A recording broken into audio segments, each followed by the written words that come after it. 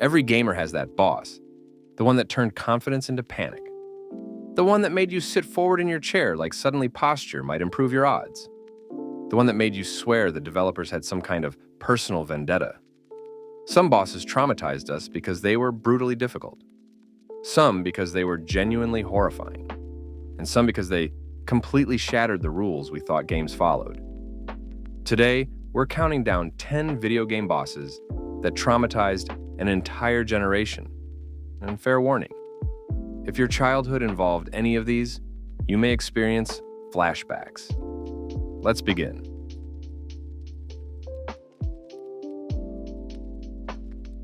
10. Mike Tyson. Mike Tyson's Punch-Out. Let's begin with old-school suffering. Because younger gamers may not fully appreciate just how cruel older games could be. No forgiving checkpoints, no difficulty scaling, no, maybe this encounter is too hard for you. Just pain. And Mike Tyson was pain in human form. The genius of Punch-Out is that it spends the whole game teaching you patterns. You learn timing, you improve reactions, you feel yourself getting better, and then Mike Tyson arrives to inform you that none of that matters. His punches were absurdly fast. Miss the opening timing window? You're done. Make a single mistake? Also done. For a lot of younger players, Tyson wasn't just difficult, he felt impossible. The kind of impossible that made you wonder if adults had access to a different version of the game. And that's what made him legendary. Not just the difficulty, the humiliation.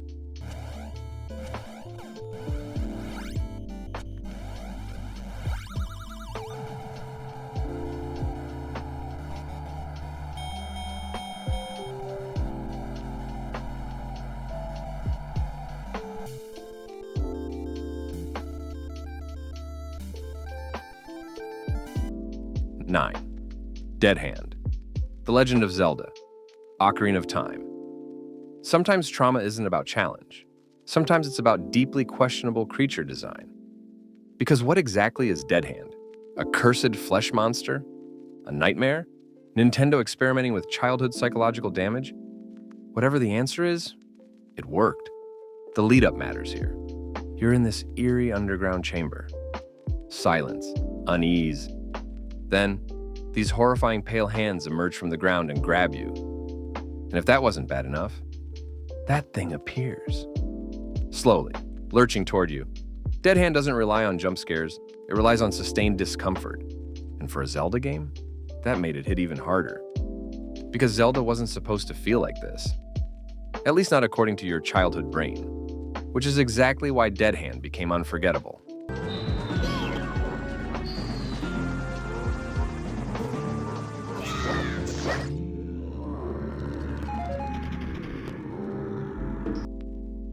Eight.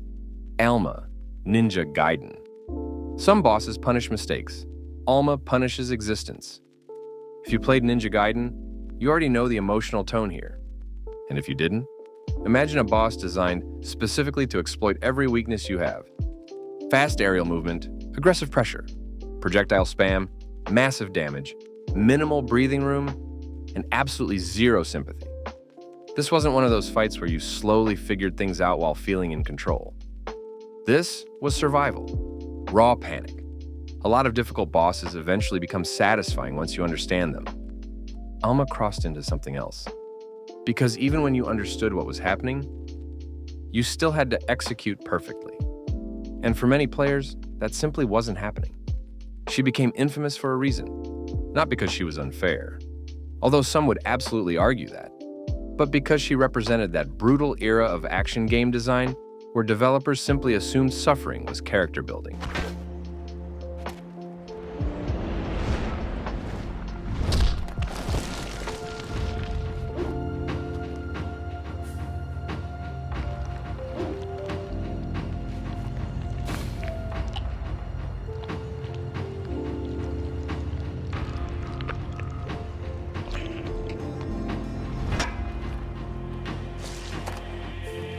Seven.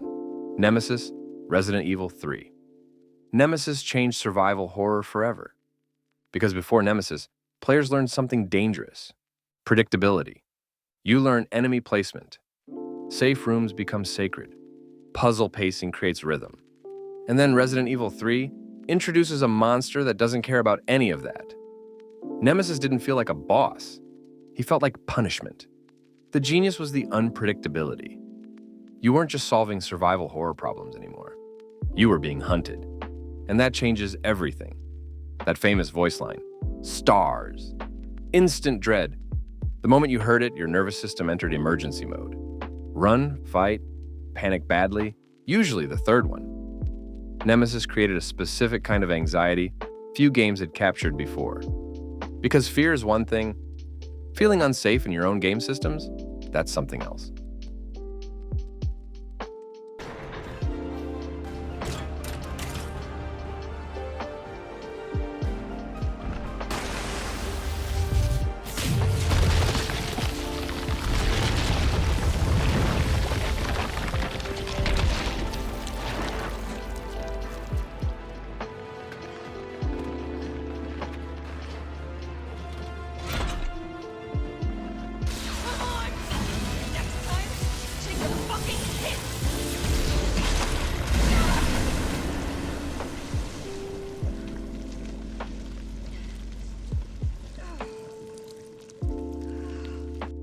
Six, Ornstein and Smough, Dark Souls. This is where friendships ended, controllers suffered, and thousands of players learned what true despair looked like. Because one difficult boss is manageable. Two difficult bosses with completely different movement patterns? That's cruelty. Ornstein is fast, aggressive, constant pressure. Smough is slower, but hits like industrial machinery. Together, absolute chaos. The brilliance of this fight is how overwhelming it feels at first. It looks impossible. Feels impossible, and for a while, probably is. Then somehow, after enough suffering, something changes. You adapt. You learn spacing, you learn target priority, you learn pain. This is one of the fights that define Dark Souls, because it captured the entire philosophy. You will fail, repeatedly. And then eventually, somehow, you'll become the kind of player who can survive. Or you'll summon help. No judgment.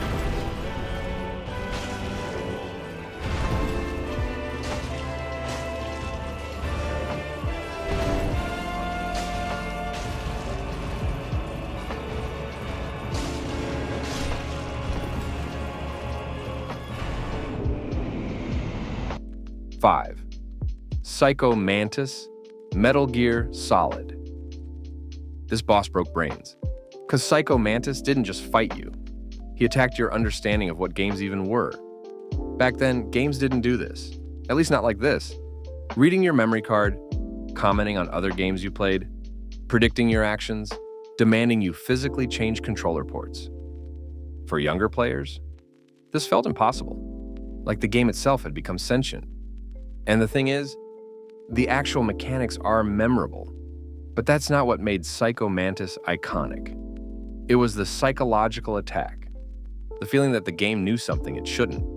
That's what players remember. That moment where normal game logic just collapsed. And for a whole generation, that was unforgettable.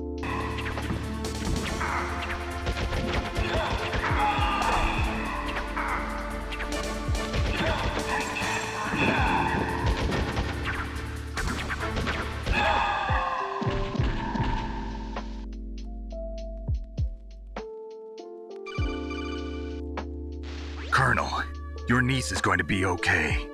Thanks, Snake. I owe you one. 4, Millennia, Elden Ring. Modern trauma absolutely counts. Because Millennia became legendary almost instantly. Some bosses build reputation over decades. Millennia needed about 5 minutes. The introduction alone became iconic. Heed my words.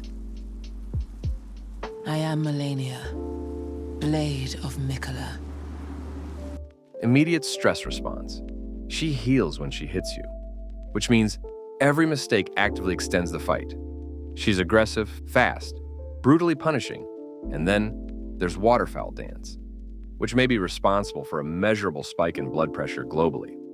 The reason Millennia resonates so hard is because she feels like a culmination of modern from software cruelty. Precision, punishment, pattern mastery, no shortcuts, no mercy. And when players finally beat her, that victory actually meant something, mostly because many of them had aged visibly during the process.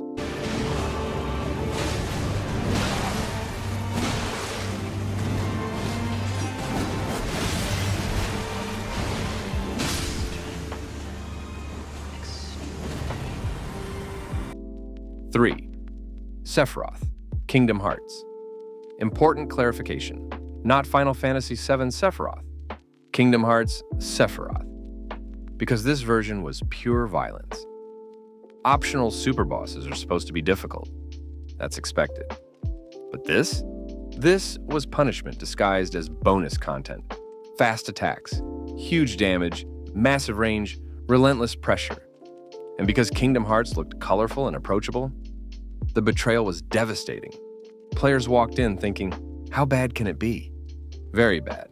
That's how bad. What makes this fight especially memorable is how badly it exposed overconfidence. You thought you were strong. You thought you understood the combat system. Sephiroth politely corrected you, repeatedly.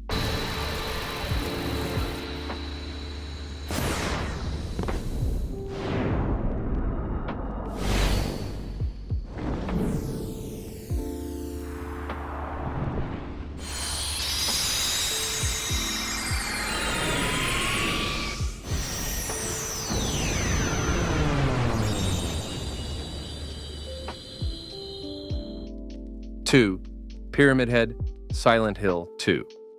Some bosses are difficult, some are scary. Pyramid Head is something far worse.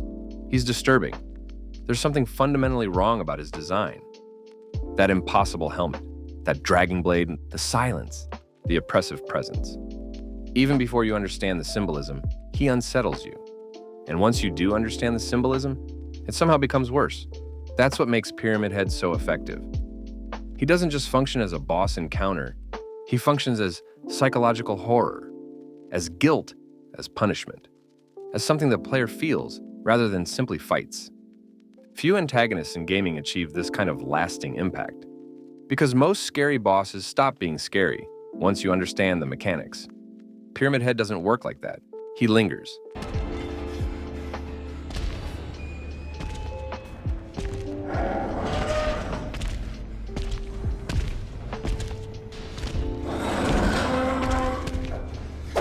One, Lavos, Chrono Trigger. And finally, Lavos. This is a different kind of trauma. Not just difficulty, scale, inevitability, existential RPG dread. Lavos didn't feel like just another boss. He felt like the end of the world. Because narratively, he basically was. The buildup matters. You hear about this thing. Its destruction, its inevitability, its overwhelming power. And eventually, you face it. Older RPGs had a specific cruelty. Modern players may not fully appreciate. Less guidance, less hand-holding, far more willingness to simply let you fail horribly. And Lavos embodied that. The music, the atmosphere, the sense that you may have wildly underestimated what was coming, it all worked. Lavos wasn't just a difficult encounter. He was a defining RPG trauma. The kind that permanently burned itself into gaming memory.